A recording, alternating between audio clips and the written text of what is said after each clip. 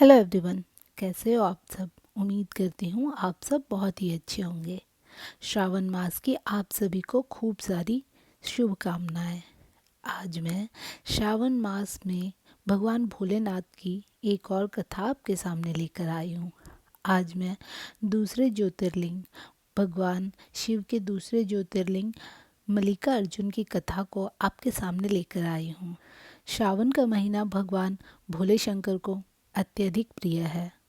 इस महीने में हमें भगवान शंकर और माता पार्वती की पूरी श्रद्धा के साथ पूजा अर्चना करनी चाहिए और इनकी पूजा अर्चना करने से भक्तों की सभी मनोकामनाएं पूर्ण होती है।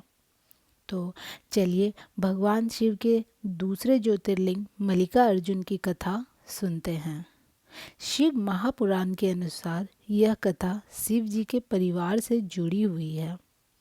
एक समय की बात है, भगवान शिव के छोटे पुत्र गणेश जी कार्तिकेय जी से पहले विवाह करना चाहते थे और जब यह बात भगवान शिव और माता पार्वती को पता चली तब उन्होंने इस समस्या को सुलझाने के बारे में विचार किया। उन्होंने दोनों के सामने एक शर्त रखी। भगवान शिव और माता पार्वती ने भगवान कार्तिकेय और गणेश जी से कहा कि तुम दोनों में से जो कोई भी पहले पृथ्वी की पूरी परिक्रमा कर कर लौट आएगा उसका विवाह पहले कराया जाएगा। भगवान कार्तिकेय और गणेश जी ने जब यह बात सुनी तब भगवान कार्तिकेय ने अपने मन में विचार किया, मेरा वाहन तो मयूर है, मैं तुरंत ही संसार की पूरी एक परिक्रमा कर कर वापस आ जाऊंगा। फिर गणेश जी ने विचार किया, मेरा वाहन तो छोटा सा मूषक है, इसको लेकर मैं अगर संसार की परिक्रमा करने निकला तो पता नहीं कब लौटूंगा। जैसा कि तय हुआ था, कार्तिकेय जी ने सोचा मैं जल्दी से जाकर परिक्रमा पूरी कर आता हूँ। उन्होंने अपने वाहन मयूर को अपने साथ लिया और संसार की परिक्रमा करने निकल पड़े। पर गणेश जी कहीं नहीं गए, वो सोच विचार में लगे रहे। वो बुद्धि के तेज थे तो उन्होंने अपने माता पिता यानी भगवान शंकर और माता पार्वती को ही अपनी पृथ्वी मानकर उनकी परिक्रमा कर ली। इस बात से प्रसन्न होकर माता पार्वती और शंकर जी ने उनका विवाह करा दिया।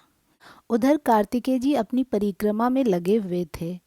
तब उन्हें नारद जी के दर्शन हुए। तब नारद जी ने उन्हें बताया कि गणेश जी का विवाह हो चुका है और उन्हें शुभ और लाभ नाम के 2 पुत्र भी प्राप्त हुए हैं।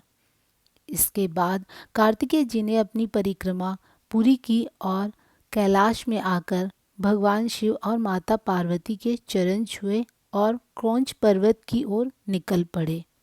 अब भगवान कार्तिकेय का निवास स्थान यही क्रौंच पर्वत था। माता पार्वती और भोलेनाथ ने जब देखा कि हमारा पुत्र हमसे नाराज है तब उन्होंने नारद जी को पुत्र कार्तिकेय को मनाने के लिए भेजा, पर भगवान कार्तिकेय नहीं माने। तब भगवान शिव और माता पार्वती ज्योति स्वरूप में क्रौंच पर्वत की ओर निकल पड़े। उधर भगवान कार्तिकेय को जब यह पता हुआ कि भगवान शिव और माता पार्वती उनसे मिलने आ रहे हैं तो वहाँ से दूर निकल गए।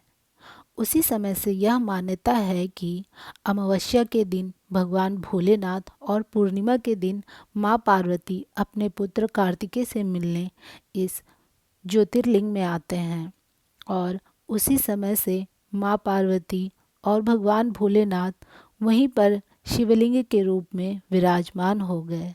इसके बाद से यह जगह को मल्लिका अर्जुन ज्योतिर्लिंग के नाम से जाना जाने लगा। इसका नाम मल्लिका अर्जुन ऐसे पड़ा क्योंकि माता पार्वती को मल्लिका और भगवान शिव को अर्जुन के नाम से भी जाना जाता है। यह ज्योतिर्लिंग दक्षिण दिशा में आंध्र प्रदेश राज्य में स्थित है। मल्लिका अर्जुन ज्योतिर्लिंग की कथा यहीं पर समाप्त होती है। मुझे सुनने के लिए आप सभी का बहुत बहुत धन्यवाद। मेरे चैनल को लाइक, शेयर और सब्सक्राइब जरूर कीजिए। जय भोलेनाथ, जय माँ पार्वती।